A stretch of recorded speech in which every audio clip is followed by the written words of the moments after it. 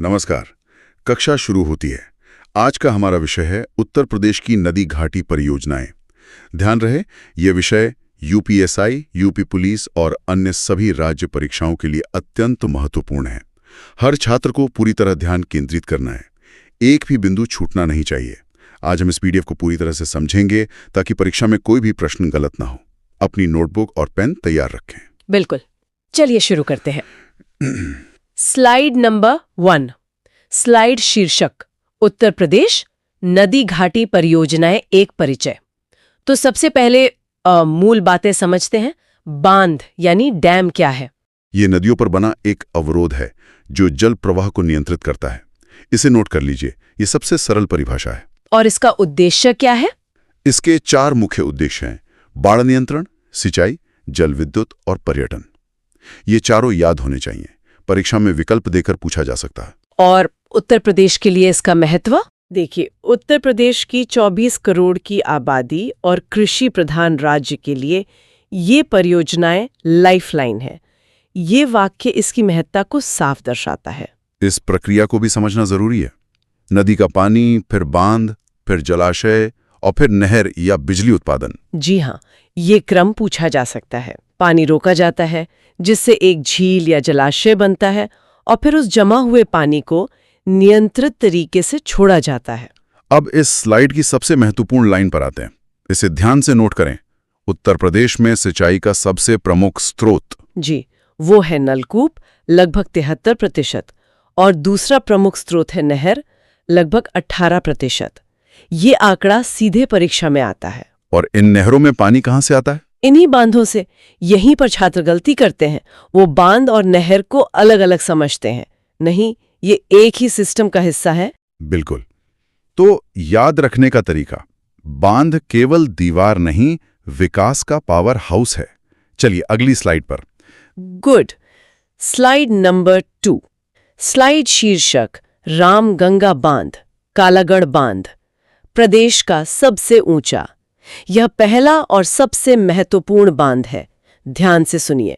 इसकी स्थिति है धामपुर, बिजनौर जिला। याद रखना अनिवार्य है। नदी कौन सी है? रामगंगा नदी। बांध का नाम नदी पर ही है, तो इसमें कोई कंफ्यूजन नहीं होना चाहिए। और इसकी ऊंचाई 128 मीटर। और यह तथ्य रटने योग्य है, यह उत्तर प्रदेश का सबसे ऊंचा बांध है। 128 मीटर मतलब लगभग 40 मंजिला इमारत के बराबर। काफी ऊंचा है। जी। परीक्षा की दृष्टि से 2 बिंदु सबसे महत्वपूर्ण है। पहला, यूपी का सबसे ऊंचा बांध। यह प्रश्न कई बार पूछा जा चुका है। और दूसरा बिंदु? दूसरा बिंदु है इसका अन्य नाम। इसे कालागढ़ बांध के नाम से भी जाना जाता है। दोनों नाम याद रखने हैं। याद रखने का एक तरीका भी दिया गया है। राम का नाम सबसे ऊंचा। हाँ, इससे याद रहेगा। रामगंगा मतलब सबसे ऊंचा बांध। इसे लिख लीजिए। Slide number 3। स्लाइड शीर्षक रिहंद बांध, सबसे बड़ी झील। अब आते हैं दूसरे महत्वपूर्ण बांध पर, रिहंद बांध। इसकी स्थिति है पिपरी, सोनभद्र, जिला सोनभद्र। ये भूलना नहीं है। नदी रिहंद नदी। और यहाँ एक और प्रश्न बनता है, रिहंद किसकी सहायक नदी है? ये सोन नदी की सहायक है। अच्छा, और इसकी क्या विशेषता है? आयतन यानी वॉल्यूम के हिसाब से ये यूपी का सबसे बड़ा बांध है। यहाँ कंफ्यूज नहीं होना है। ऊंचाई में रामगंगा, आयतन में रिहंद। और इसकी प्रक्रिया क्या थी? नदी को रोका गया जिससे गोविंद वल्लभ पंत सागर झील बनी। और यही इसका सबसे महत्वपूर्ण परीक्षा बिंदु है। बिल्कुल। इस बांध के पीछे बनी झील गोविंद वल्लभ पंत सागर भारत की सबसे बड़ी कृत्रिम झील मतलब आर्टिफिशियल लेक है। ये प्रश्न अनगिनत बार आया है। इसे अभी याद कीजिए, ये यूपी के पहले मुख्यमंत्री के नाम पर है। याद रखने का तरीका, रिहंद के पीछे पंत का सागर है। Slide number 4। स्लाइड शीर्षक शारदा सागर बांध, सबसे लंबा। अगला बांध शारदा सागर।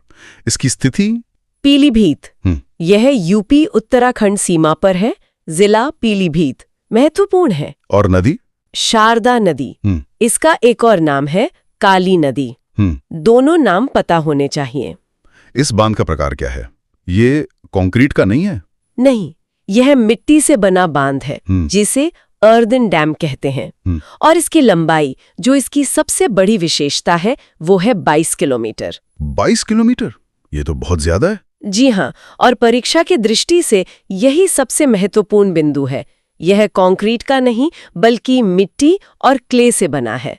और लंबाई के मामले में ये एशिया का सबसे लंबा मिट्टी का बांध है। एशिया का सबसे लंबा, इसे अंडरलाइन कर लीजिए। याद रखने का तरीका भी है।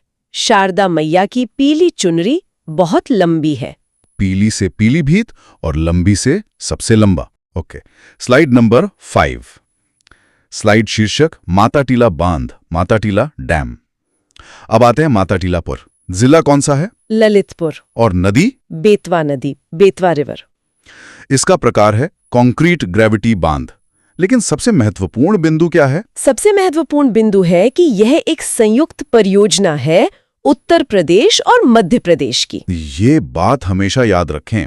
जिन परियोजनाओं में एक से अधिक राज्य शामिल हैं, वे परीक्षा के लिए हमेशा महत्वपूर्ण होती हैं। जी, और परीक्षा की दृष्टि से इसे रानी लक्ष्मीबाई परियोजना का हिस्सा भी माना जाता है। ये यूपी और एमपी दोनों को लाभ देता है।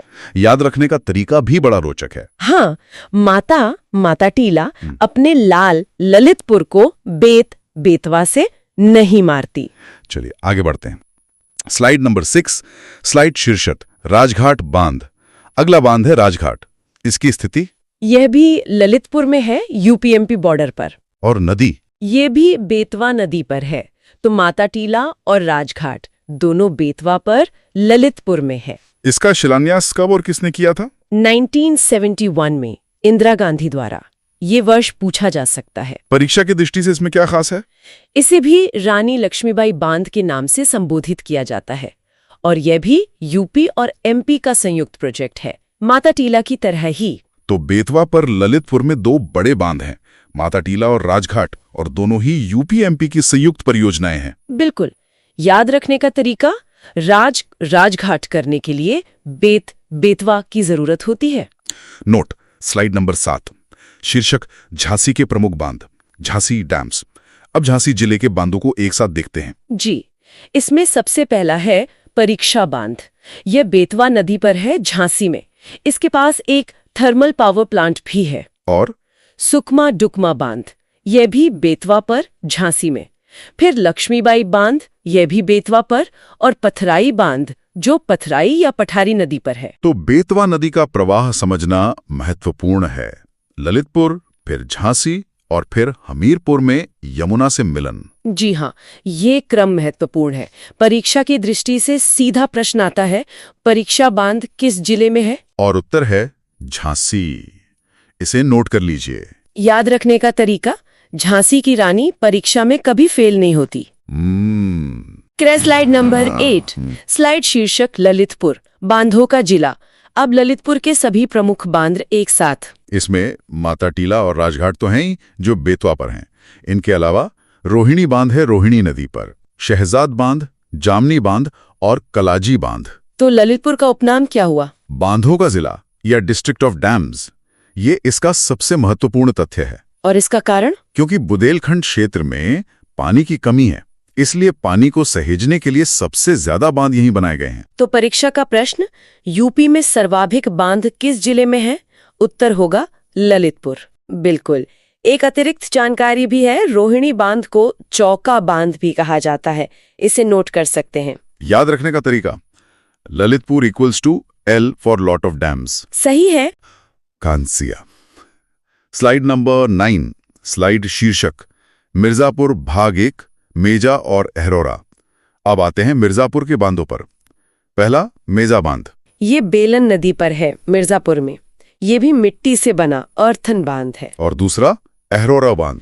ये गरई नदी पर है, मिर्जापुर में। इसका निर्माण 1954 में हुआ था। मेजा बांध के बारे में एक विशेष बात है। जी, इससे मिर्जापुर और प्रयागराज यानी इलाहाबाद दोनों को लाभ मिलता है। ये बिंदु महत्वपूर्ण है। परीक्षा में सीधे मिलान करने वाले प्रश्न बनते हैं। मेजा बांध बेलन नदी, अहरोरा बांध गरई नदी। बिल्कुल। याद रखने का तरीका भी दिया है, मेज पर बेलन रखा है, यानी मेजा बेलन। कांसिया। Slide number 10। स्लाइड शीर्षक मिर्जापुर भाग 2, अधवा और सिरसी। मिर्जापुर के कुछ और बांध, अधवा बांध ये अधवा नदी पर है, मिर्जापुर में, नाम से ही स्पष्ट है। और सिरसी बांध, ये बखर नदी पर है, मिर्जापुर में। यहाँ एक झील का भी जिक्र है, टांडा दरी ताल। जी, ये मिर्जापुर में एक झील या जलप्रपात है। इन सब का मुख्य उद्देश्य मिर्जापुर के सूखे क्षेत्रों और चंदौली के खेतों तक पानी पहुंचाना है। परीक्षा की दृष्टि से अधवा बांध का नाम और नदी का नाम समान है, तो सिर्फ जिला याद रखना है, मिर्जापुर। हाँ, इसका भी एक तरीका है याद रखने का। मिर्जापुर की वेब सीरीज अध आधी देखी है? अधवा मतलब मिर्जापुर। स्लाइड नंबर 11, स्लाइड शीर्षक चंदौली और वाराणसी। चंदौली जिले पर ध्यान दें। यहाँ 3 मुख्य बांध हैं। पहला चंद्रप्रभा बांध, जो चंद्रप्रभा नदी पर चकिया में है। दूसरा नौगढ़ बांध, कर्मनाशा नदी पर। और तीसरा मुसाकहंद बांध, यह भी कर्मनाशा नदी पर है। चंद्रप्रभा बांध का इतिहास भी महत्वपूर्ण है। जी, ये 1957 में बना और यहीं पर यूपी का पहला वन्य जीव विहार यानी वाइल्ड लाइफ सैंक्चुरी भी है। ये हिस्टोरिकल फैक्ट बहुत महत्वपूर्ण है। परीक्षा में क्या पूछा जा सकता है? चंद्रप्रभा नदी किन क्षेत्रों में सिंचाई करती है? तो उत्तर होगा वाराणसी और चंदौली। और कर्मनाशा नदी? हाँ, इसे अपवित्र माना जाता है, पर इस पर बने बांध सिंचाई के लिए जीवनदायिनी है। याद रखने का तरीका, चांद चंदौली में निकलता है, चंद्रप्रभा चंदौली। बिल्कुल। वाह।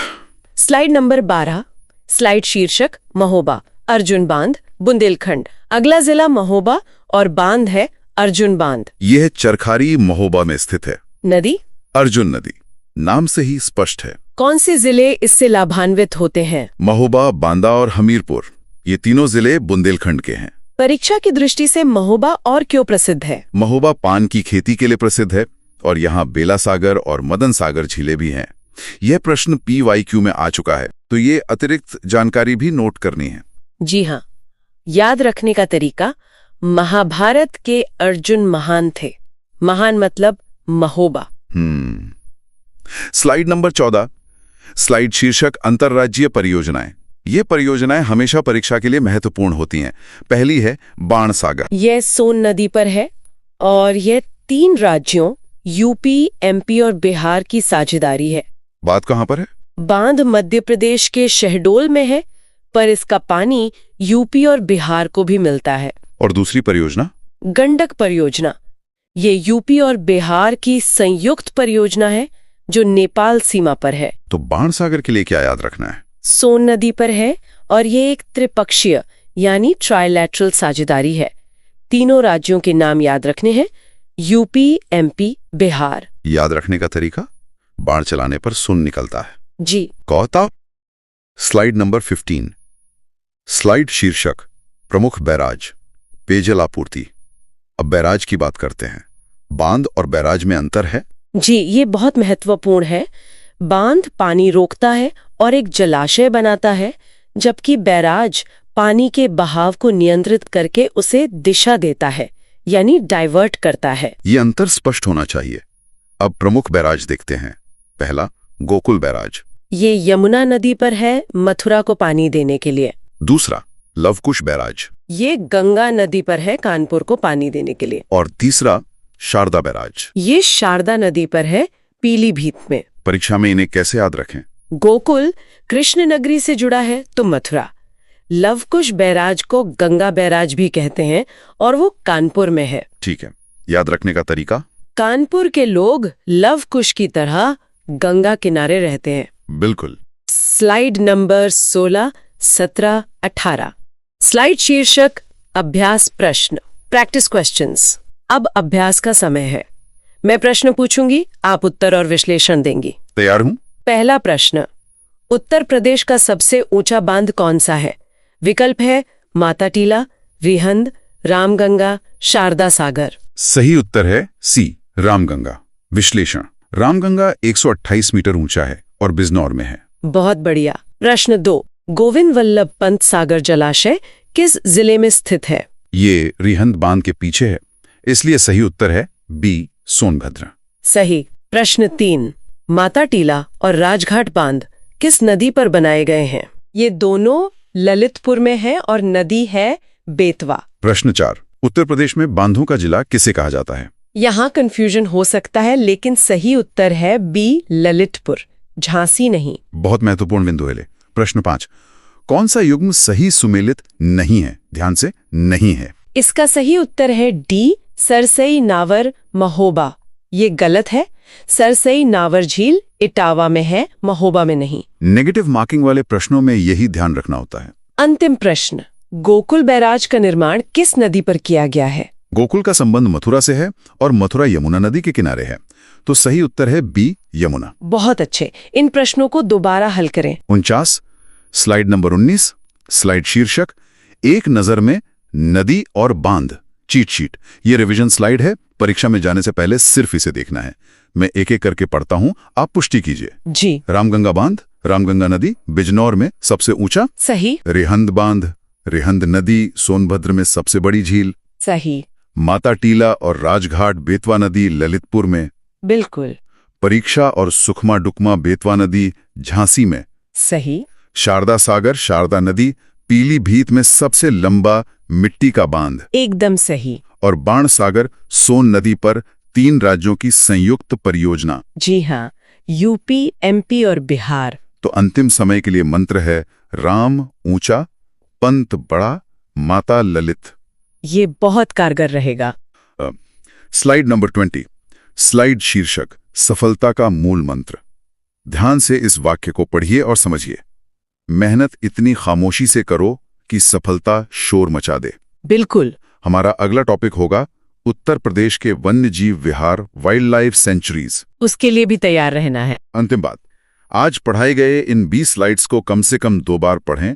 बांध और झील से 1 से 2 प्रश्न पक्के हैं। वर्दी दूर नहीं है, बस लगे रहो। आज की कक्षा यहीं समाप्त होती है। जो पढ़ाया गया है उसे दोहराना अनिवार्य है। अनुशासन और निरंतरता ही सफलता की कुंजी है। अगली कक्षा के लिए तैयार होकर आएं।